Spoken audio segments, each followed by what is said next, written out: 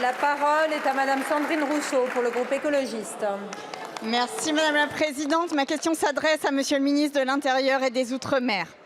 Laissez-moi vous proposer un exercice de fiction. Imaginez la ville de Strasbourg, 270 000 habitants à peu près, privée d'eau 2 jours sur 3. Imaginez que lorsque l'eau coule enfin du robinet, elle soit marronasse, qu'elle donne la diarrhée. Imaginez que des enfants n'aillent plus à l'école faute d'eau. Imaginez-vous dans l'impossibilité de vous laver 2 jours sur 3. Et pour boire, les habitants de cette ville doivent acheter des packs d'eau entre 6 et 10 euros qui font l'objet de spéculations et peuvent se revendre encore plus cher. Tout cela se passe à Mayotte. Et c'est loin Mayotte, très loin. Pourtant Mayotte, c'est la France. Bien sûr, on peut dire qu'il s'agit d'une sécheresse exceptionnelle, mais ce serait voir qu'une partie du problème. Ce dont il s'agit ici, c'est bien d'une crise de l'abandon par l'État. Faute d'entretien, 40% des fuites d'eau du réseau. Pas de traitement des déchets ni de lutte contre la pollution. Aucune démarche d'association des populations locales pour trouver une solution. Pas d'anticipation par les recherches.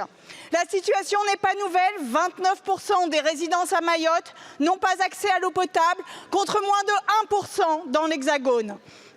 Sans eau, tout est menacé. Bien sûr, le ministre des Outre-mer a proposé 35 millions d'investissements d'urgence, 1/10 du coût de l'autoroute A69, quelques bouteilles d'eau, 350 millions investis on ne sait pas quand, des pansements, du déni, à la fin de l'incompétence. Nous ne l'accepterions pas une seconde dans l'Hexagone. Pourquoi l'acceptons-nous à Mayotte? Ma question est simple, monsieur le ministre. Pour le gouvernement, les Mahorais sont-ils des Français comme les autres? Je vous remercie. La parole est à monsieur Gérald Darmanin, ministre de l'Intérieur et des Outre-mer.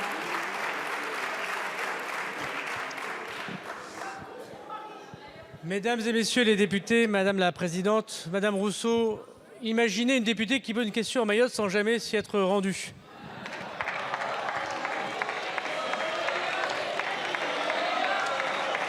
Madame la députée, s'il vous plaît. Votre intervention est particulièrement démagogique.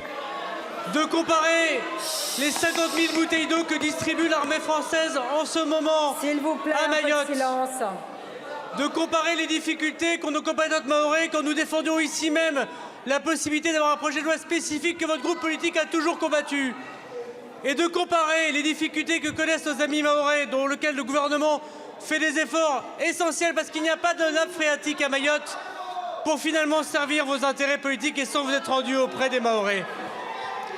Madame la députée, travaillez plutôt avec nous pour fournir à la population mahoraise sa véritable autonomie, en effet, en eau, elle qui connaît sans doute la plus belle terre de la République, mais qui connaît malheureusement le retrait et les enjeux politiciens, madame, dont vous êtes manifestement l'incarnation. Je vous remercie, monsieur le ministre. Madame Rousseau. Monsieur le ministre, imaginez un ministre qui parle de sécheresse sans jamais avoir compris le réchauffement climatique. Monsieur le ministre.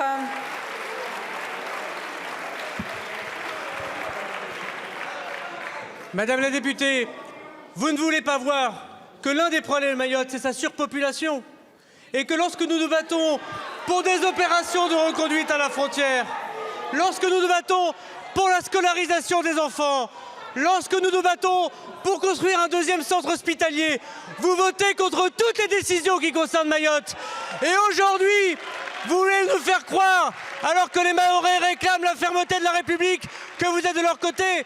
Mais venez dans 15 jours, venez dans 2 mois, venez dans 3 mois, quand nous allons tous les mois avec le ministre des Outre-mer à Mayotte nous accompagner. Sortez de Paris et allez à Mamoudzou.